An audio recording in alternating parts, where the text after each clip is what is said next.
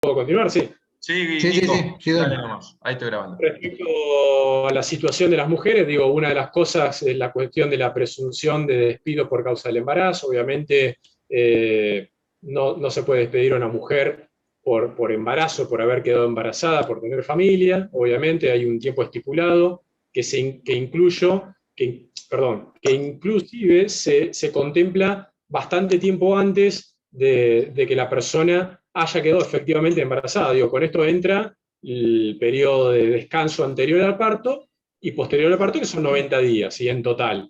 ¿Está? Pero bueno, la presunción de que una persona puede arguir de que se la despidió por haber quedado embarazada se corre hasta 7 meses y medio antes, ¿sí? Anteriores o posteriores a la fecha de parto. ¿Sí?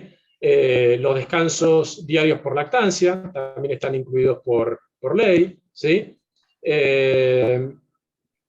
Prohibición de despido por causa de matrimonio. Yo la verdad que en la vida había escuchado algo que suceda de este tipo, pero bueno, también artículo 180, 182, se estipula un periodo de 3 meses anteriores a 6 meses posteriores. Lo interesante acá es que esta parte haya mediado notificación al empleador, es decir, básicamente le tengo que avisar al empleador de que me voy a casar. ¿Sí? De alguna manera eso ayuda a que si a mí me despiden dentro de ese lapso, haya una presunción de que haya sido porque me casé. ¿Sí? Claro. No termino de entender cuál sería la complicación para un trabajador de que yo me case, pero bueno, qué sé yo. Repito, la ley es de 1976, ¿sí? Entonces, nada, es bastante vieja, era un periodo totalmente distinto, qué sé yo. Por ahí puede venir por ahí la cosa. Opciones a favor de la mujer, también, en caso que tuviera un hijo y residiera en el país, ¿sí? Hay una opción a favor de la mujer, es decir, una opción a que continúe trabajando luego de haber tenido el hijo y luego, inclusive, de haber usado los 45 días posteriores como mínimo a la fecha de parto. Continuar trabajando en la empresa, recibir el contrato percibiendo una compensación de servicios equivalente al 25% de la indemnización prevista en el artículo 245, ¿sí? O quedar en situación de excedencia. ¿Qué quiere decir esto? Que luego de haber finalizado el periodo de licencia, la mujer tiene opción a continuar trabajando en la empresa en primer lugar, ¿sí? A rescindir unilateralmente el contrato, es decir, una especie de renuncia, ¿sí? Pero con una compensación de servicio equivalente al 25% de la indemnización prevista en el artículo 245, ¿sí? Y por último, quedar en situación de excedencia, es decir, como una especie de licencia, ¿sí? Pero sin goce de haberes. ¿Está? Por un periodo no inferior a 3 meses ni superior a 6 meses, ¿sí? Dentro de las 48 horas anteriores de la finalización de la licencia por maternidad. Es decir, obviamente, tengo que, se me cortó ahí, obviamente tengo que notificar al empleador de que quiero quedar en una situación, no yo, sino las mujeres tienen que quedar en una situación de excedencia. ¿Está? Pero todas estas opciones están a favor de la mujer contempladas dentro de la ley. ¿Sí? Antes que salten, no están a favor de los hombres, solamente a favor de las mujeres. ¿Sí? Bien, digo, para avanzar un poquito más rápido. Trabajo infantil y protección de trabajo adolescente. ¿Sí? ¿Saben a partir de qué edad se pueden celebrar contratos? 16. Sí, es correcto. 16 con autorización de los padres o madres, ¿sí? Con la autorización de la tutela. ¿Sí? A partir de los 18, sin esta contemplación, y a partir de los 16, pero sin la autorización, por así decirlo, de padre o madre o tutelar, en el caso de aquellas personas o jóvenes que sean emancipados, ¿sí? Emancipados legalmente, es decir, de que no estén a cargo de nadie. ¿Sí?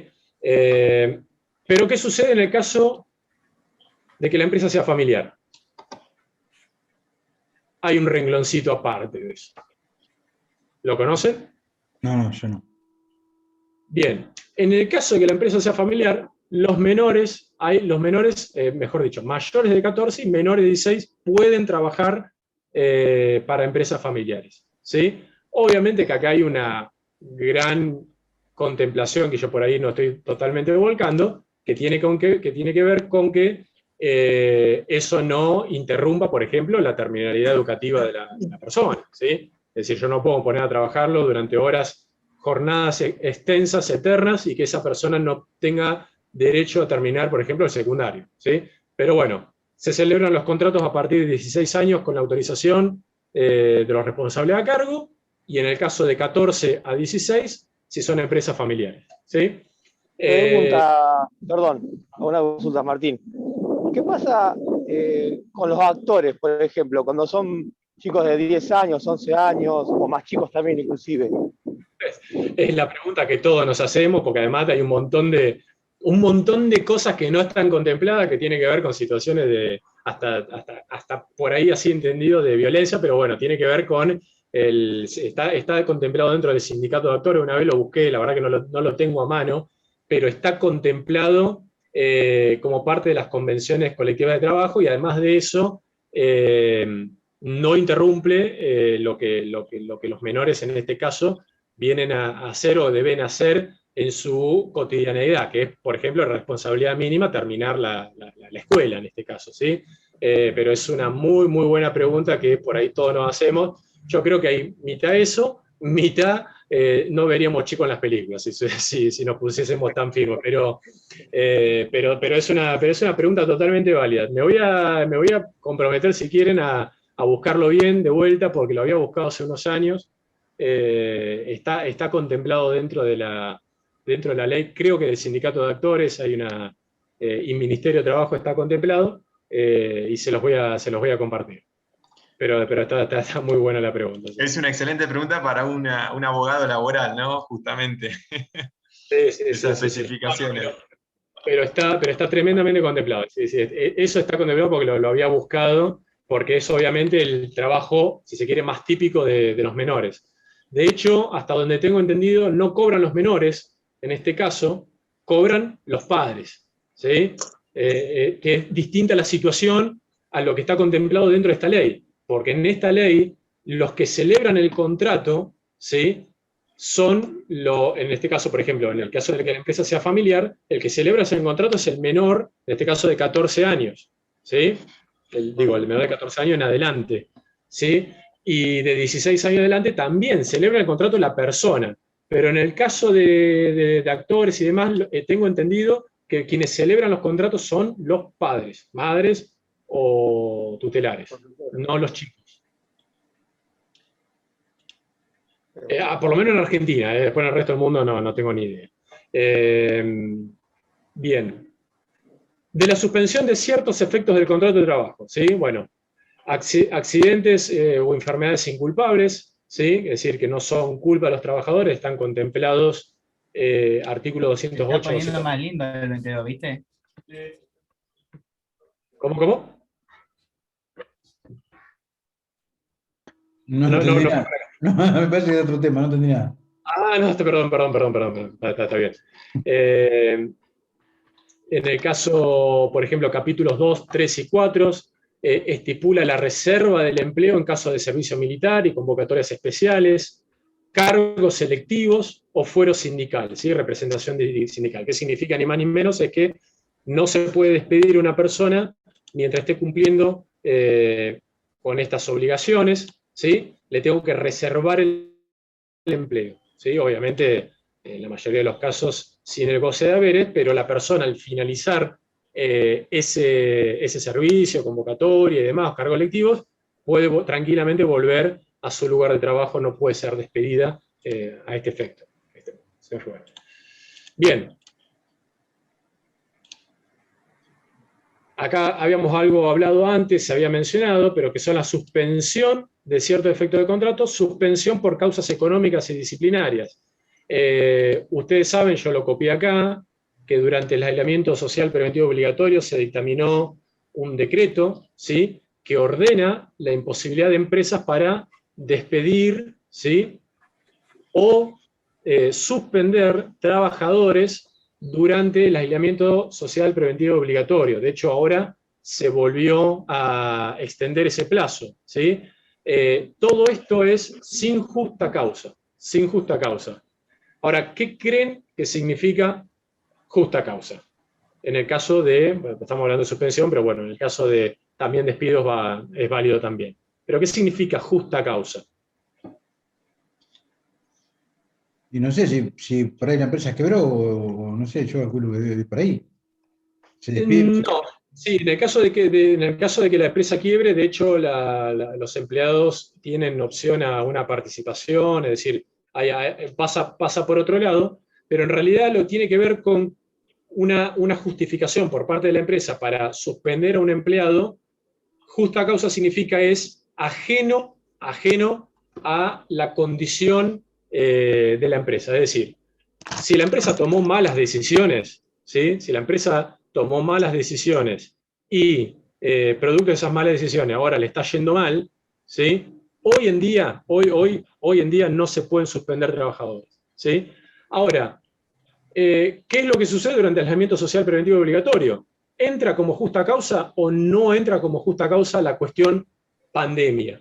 ¿Sí? La cuestión cuarentena, la cuestión de aislar trabajadores. Bueno, seguramente aquellos que están en empresa lo habrán escuchado, habrán entendido. Se produjeron, sí, durante 2020 e incluso este año, muchas suspensiones de trabajadores y muchos despidos de trabajadores. ¿Por qué? Porque básicamente las empresas alegaban que la cuestión pandemia correspondía como justa causa, es decir, era una situación totalmente atípica que no era culpable, es decir, atribuible a la empresa, sino que era algo externo que afectaba, pongámosle por caso, la productividad de la empresa, ¿sí? Ahora, eso tiene que estar, en el caso de las suspensiones, acordado, ¿sí?, con los sindicatos, por un lado, y con las empresas, por el otro, ¿sí? Y tiene que estar reglamentado por Ministerio de Trabajo, ¿sí? Estuve buscando un poco los números, hubo miles, increíble el número, pero hubo miles de situaciones de suspensiones de trabajadores durante 2020-2021, ¿sí? Otro tanto también de indespido, con indemnizaciones, precisamente todos los casos probando o teniendo que probar, digo, la mayoría de las situaciones fue debido a atribuible a esta cosa, a esta situación de la pandemia, pero lo importante simplemente para retener es que tanto los despidos, que está un poquito más adelante, como las suspensiones por causas económicas disciplinarias, tienen que ser validadas en su justa causa, es decir, tienen que ser comprobables que no son atribuibles al empleador, tienen que tener, en el caso de las suspensiones, un plazo fijo, es decir, tengo que poner un pedido de tiempo por el cual voy a suspender a esa persona, y por el otro lado tienen que ser notificada por escrito, ¿sí? No puedo decir simplemente, che, mañana no vengas a trabajar,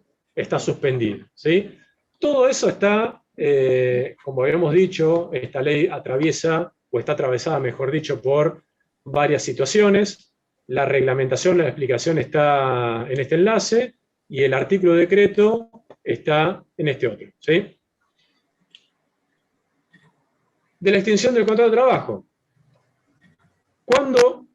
Nunca, mejor dicho, el contrato de trabajo, ¿sí? Esta relación laboral puede ser disuelta por una de las partes sin previo aviso, ¿sí? Y acá, fíjense que digo por una de las partes. ¿Qué significa eso? Digo, obviamente 99,9% de las situaciones debe deberse a una situación en la cual, por ahí no tanto, pero una situación en la cual el empleador despide, ¿sí?, al trabajador, ¿sí? Pero tanto para el trabajador como para el empleador, las dos personas deben notificar o notificarse simultáneamente sobre esta situación. Por ejemplo, por el trabajador hacia el empleador, ¿sí?, con 15 días de antelación. ¿Por qué el trabajador tiene que notificar al empleador de que va a renunciar? Es decir, para que va a revocar ese contrato unilateralmente. ¿Por qué se imagina? Para poder cubrir ese puesto de trabajo. Exactamente. Porque ese puesto de trabajo, en muchas situaciones, no es algo que simplemente levante una piedra, agarra una persona, esa persona ya está formada, ya está entrenada, ya conoce toda la normativa de seguridad e higiene, la pongo a trabajar y me rinde perfecto. No, a esa persona tengo que hacerle exámenes de tipo físicos, psicológicos, de salud, tengo que entrenarla, tengo que explicarle, tengo que entrenarla con el resto del personal, ¿sí? Y todo eso me lleva tiempo, ¿sí? Y por el empleador, más o menos por la misma situación, ¿sí? Si está durante el periodo de prueba, ¿sí? Le tengo que avisar por lo menos 15 días antes, ¿sí? Con un mes con antigüedad de hasta 5 años, ¿sí? Si esa persona tiene hasta 5 años de antigüedad en la empresa, le tengo que avisar con un mes de anterioridad, y si tiene más de 5 años, 2 meses de anticipación, ¿sí? ¿Y por qué se consideran estos tiempos en el caso del trabajador? Bueno, digo, básicamente para darle tiempo a ese trabajador para que consiga otro trabajo, ¿sí? Tengo que tratar de, yo obviamente entiendo de que hasta hoy en día 15 días o un mes incluso puede ser mucho tiempo, poco tiempo, con cómo está la situación, digo,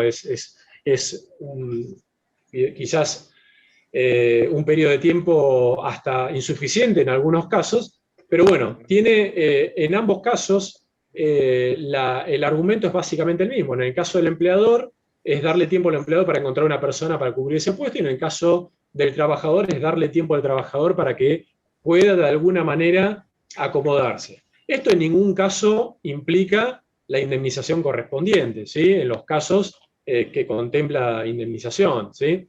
Pero cuando no se cumple, no conozco ningún caso, la verdad, de trabajador a empresa, pero cuando no se cumple, se estaría contemplando dentro de indemnización sustitutiva, ¿sí? Que no es solamente del empleador al trabajador, ¿sí? Es decir, cuando no aviso dentro de los tiempos, como trabajador, el empleador puede reclamarle al trabajador, ¿sí?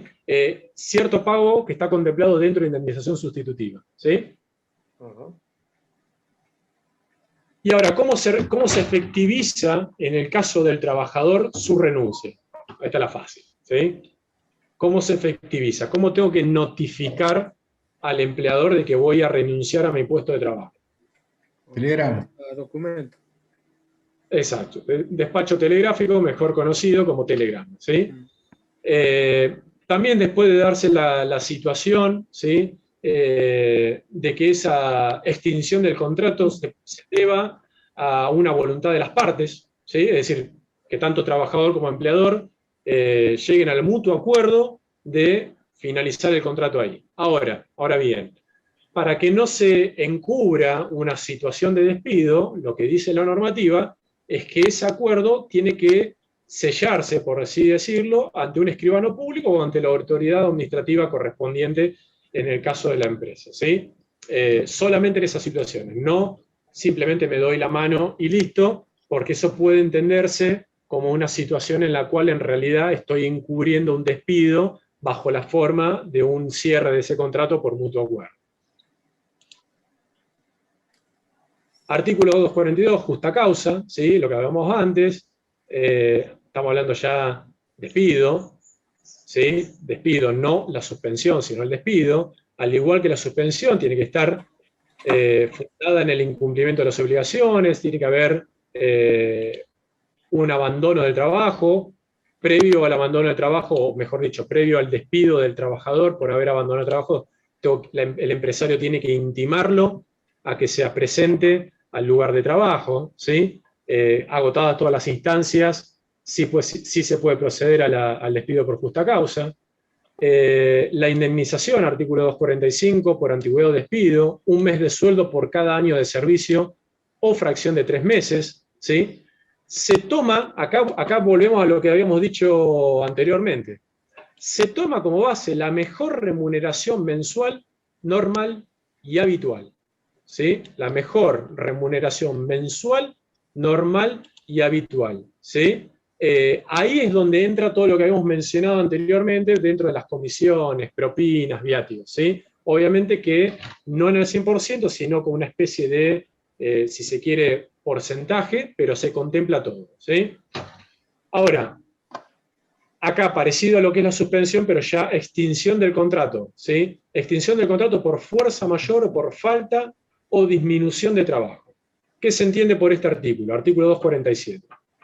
fuerza mayor de disminución de trabajo que no se pueden atribuir a la responsabilidad del empleador. Digo, esta situación contemplada, por ejemplo, por la pandemia, o por ejemplo, a accidentes que tengan que ver con una explosión en una fábrica, todo ese tipo de situaciones que vos no podés inculpárselas o atribuírselas al empleador, ¿sí?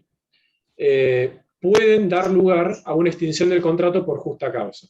Y cuando dije, por ejemplo, que voló una fábrica, es totalmente plausible que se extinga el contrato de trabajo, siempre y cuando esa explosión no haya sido producto, por ejemplo, de un buen seguimiento, por ejemplo, de todas las condiciones de seguridad e higiene en la empresa.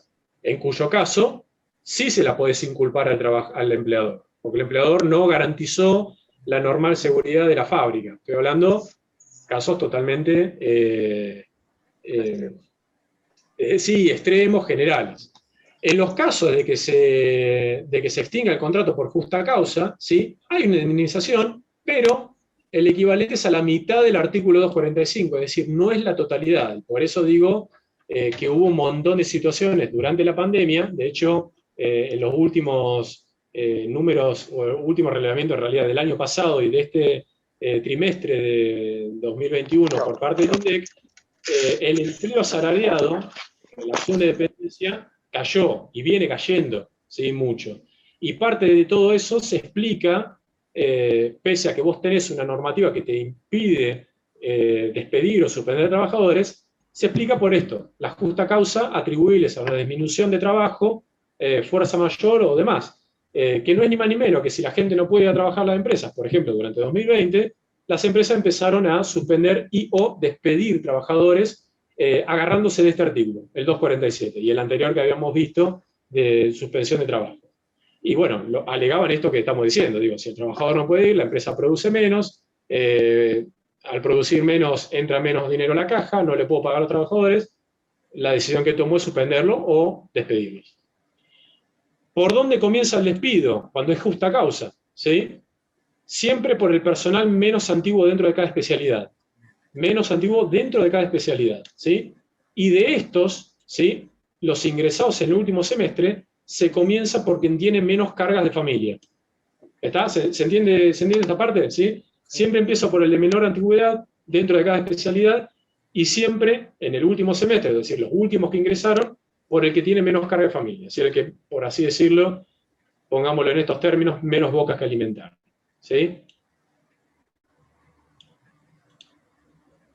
Otras situaciones, muerte en las cuales se extinga el contrato de trabajo, muerte del trabajador, del empleador, que se venza el plazo, en el caso de plazo fijo que hemos dicho, quiebra o concurso del empleador, jubilación del trabajador, incapacidad o inhabilidad para desarrollar ciertas tareas, ¿sí? Bueno, hasta acá más o menos estamos con lo que tiene que ver con la ley de contrato de trabajo, ¿sí? Calculen ustedes que son, vamos a revisarlo de vuelta, son 277 artículos, ¿sí? Lo hemos hecho casi en un tiempo récord. ¿Está? No, y ahora nos metemos con algo por ahí, en algún momento te dejo la palabra a vos, que tiene que ver por ahí con representación colectiva. Algo estuvimos hablando, yo me quería meter con lo, y después le quería dejar la palabra a Juan, con lo que tiene que ver con orientación profesional y formativa. En primer lugar, hoy me comuniqué, y después le abrimos el micrófono por si alguno quiere preguntar o hablar o dejarlo para la próxima. En primer lugar, hoy me comuniqué con el Colegio Técnico de la Provincia de Buenos Aires, porque había una gran cuestión. Durante 2020 se dio de baja, yo creo que esto ya lo hablaron, Juan, me parece, pero se dio de baja el curso de montador electricista, electricista instalador, resolución 2265 del año 2001. Esos dos cursos en conjunto habilitaban a los egresados a matricularse, ¿sí? Ante el Colegio Técnico de la Provincia de Buenos Aires. El Colegio Técnico de la Provincia de Buenos Aires, después se meten en la página, tiene varios distritos, y cada distrito de estos es como el organismo en el cual se presentan todas las, de alguna manera, solicitudes, en el caso de ustedes, por ejemplo, para matricularse como electricista. La provincia, Dirección General de Escuelas, dio de baja el curso que sumaban las 600, los dos cursos que sumaban las 600 horas, y lo reemplazó por otros dos cursos. Montador electricista domiciliario, y electricista de inmuebles. ¿Sí? Este curso de electricista de inmuebles contempla, es decir, dentro de los módulos, contempla, ¿sí?, el curso de montador electricista domiciliario. ¿Qué quiere decir esto? Que si yo hago electricista de inmuebles, ¿sí?, no tengo la necesidad de hacer montador electricista domiciliario. ¿Sí? Ahora, pero como se dio de baja los 2 cursos previos, yo llamé al colegio técnico y le pregunto, che, pero ¿y los que se quieren matricular, cómo hacen? ¿Qué presentan? Porque ya el otro curso no, está sin efecto. Bueno, lo que me dijeron es lo siguiente, que está bueno saberlo porque hasta hoy, por ejemplo, estábamos en la duda porque realmente no lo sabíamos. Los egresados previos que tengan los 2 cursos se van a poder seguir matriculando, es decir, los que sean egresados del año 2019 para atrás, ellos se pueden seguir matriculando con las mismas 600 horas. Es decir, eso no se dejó sin efecto. Pero los matriculados nuevos que quieran matricularse por la vía de la formación profesional tienen que presentar el curso, el certificado de electricista de inmuebles. ¿Sí?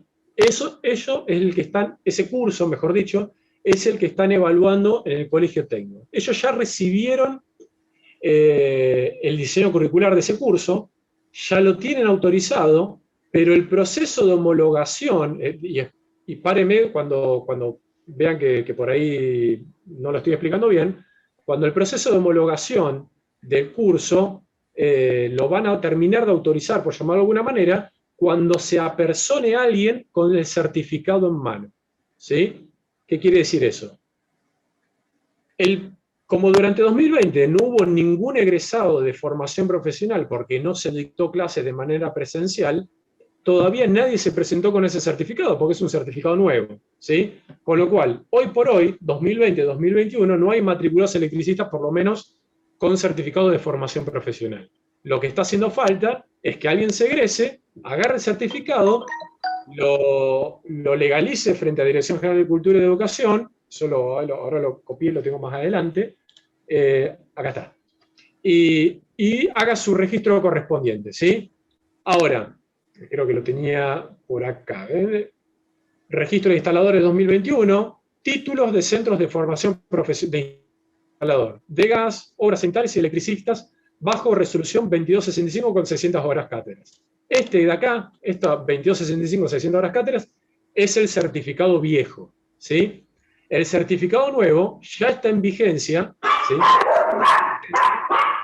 Pero todavía nadie se presentó con ese certificado, por lo tanto todavía no hay ningún matriculado electricista, vamos a decir, temporada nueva, por llamarlo de alguna manera, ¿sí? Pero tengo una consulta, perdóname que te interrumpa. El que hizo el curso el año pasado de instalador domiciliario. Yo lo hice todo el año pasado, pero bueno, yo quedé afuera del sistema ahora, porque yo no tengo el secundario, ¿viste? Entonces yo hice el año y yo ahora quedé afuera. ¿Qué pasa en esa situación? Porque no tengo el secundario, no puedo hacer para matricularme ahora. Bueno, yo lo que le pregunté es lo siguiente. De los 2 cursos, yo digo, hay una cuestión que tiene que ver con incumbencia y cantidad de carga de horas cátedras, ¿sí? Por ejemplo, el de electricista de inmuebles, es decir, el curso, pongámosle más avanzado, por llamarlo de alguna manera, tiene, por ejemplo, un módulo que es representación gráfica. Una de las labores de los electricistas de inmuebles, que es decir, que hacen obras, es, por ejemplo, bajar eso a un plano, ¿sí? Certificarlo, bajo plano, ¿sí? Ese módulo está contemplado en el curso de 810 horas cátedras y no está contemplado en el curso de montador electricista domiciliario. ¿Qué quiere decir con esto? Si vos el día de mañana, por lo menos hasta hoy que yo me comuniqué con el colegio, era así. Si vos tenés la intención a futuro de poder matricularte, lo que debieras hacer es primero terminar el secundario, ¿sí? Segundo, anotarte en el curso de electricista de inmuebles, pero no vas a tener que hacerlo todo. ¿Está? No vas a tener que hacer todo el curso. ¿Por qué? Porque los módulos de montador electricista domiciliario son los primeros módulos del curso de electricista de inmuebles. Con lo cual, más o menos, vas a tener que hacer 60% aproximadamente, porque son 360 horas cátedras el primero, son 810 el segundo, un poquito más de la mitad. Más o menos son la mitad de año. ¿Se acuerdan que esto lo habíamos charlado también al principio? Ya van a tener los primeros 3 módulos y le van a quedar los últimos 3 módulos del otro curso. Sí. Sería. Claro. Que son un poquito más largos también. Que son un poquito más largos, sí, es cierto. No es la mitad, pero... Pero básicamente es eso. Van a tener que presentar en el colegio técnico el nuevo certificado legalizado por la Dirección General de Escuelas, ¿sí? O el Ministerio de Interior solo para título otorgado antes del 2010. Antes del 2010. ¿Está? Y después la otra cosa que tiene que ver, que por ahí no sé, Juan, si vos lo llegaste a ver, pero tiene que ver con, que de hecho se ha hablado mucho, ¿sí? Pero tiene que ver con el monto. Más de una vez escuché decir que estaban como una relación de desigualdad al matricularse, y yo la verdad que en los números que me encontré dentro del colegio técnico no son números sumamente abultados, ¿sí? Para una persona que tenga que matricularse, ¿sí? De hecho están acá y figuran en la página. Esto es lo que tienen que más o menos abonar el monto anual al momento de registrarse como electricistas matriculados, que además de eso, ¿sí? Que además de eso tiene un descuento si vos lo pagás, por ejemplo, todo junto. ¿Está? Y además de eso, cosa que está muy buena, tiene un apartado que está la resolución nueva dentro del mismo del colegio técnico, donde se estipulan los valores mínimos, ¿sí? Para una obra, para todo, lo que es cableado, lo que es dibujo de plano, lo que es la instalación de tomas, lo que es la caja, absolutamente todas las tareas que un electricista de inmuebles tiene que realizar en un inmueble, valga la redundancia, ya van a estar estipulados dentro del colegio técnico como montos mínimos. Digo montos mínimos porque después cada trabajador cobra lo que cree que vale su trabajo, digo, ¿no? Eso es ya es una negociación entre el cliente y ustedes en este caso. Pero lo que iba es, viendo los valores de si, por ejemplo, se hace un domicilio completo, sinceramente, la justificación para no matricularse no es tanta. Digo, si ustedes realmente están convencidos de que por ahí van a querer dedicarse a eso, no estaría mal hacerlo. Por todo además lo que dijo Juan recién, por ejemplo, de trabajar en relación de dependencia para un empleador, en este caso un arquitecto, un empleado, un maestro mayor de obra. Digo, hay un aliciente bastante interesante que tiene que ver con la facturación, que tiene que ver con estar en regla, que tiene que ver con los aportes, que por ahí vale la pena hacer un aporte mínimo de 7.300 pesos, quiero decir, ¿no? Perdona, ¿mes es anual? Acá. ¿O mensual? ¿Mensual? Anual. Anual, claro, no, porque no se ve muy chiquitito. Anual, Claro, perdón. No es tanto. Ahí está, ahora sí. Ahí está. No, para nada. Bueno, la verdad que igual me sorprende ese valor, Nico.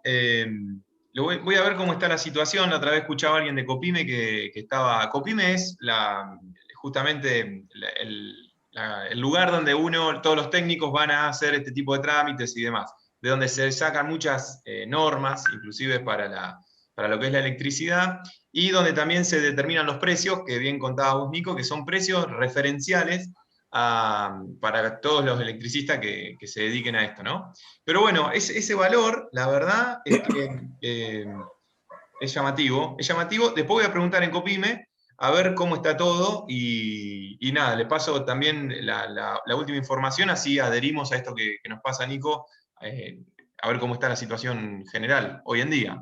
Pero la verdad que no es un monto para nada extremadamente caro ni alcanzable, ¿no? Está bueno. A ver si, perdón, que estaba... Esta es la página, si se quiere, ¿lo ven acá? La página, claro.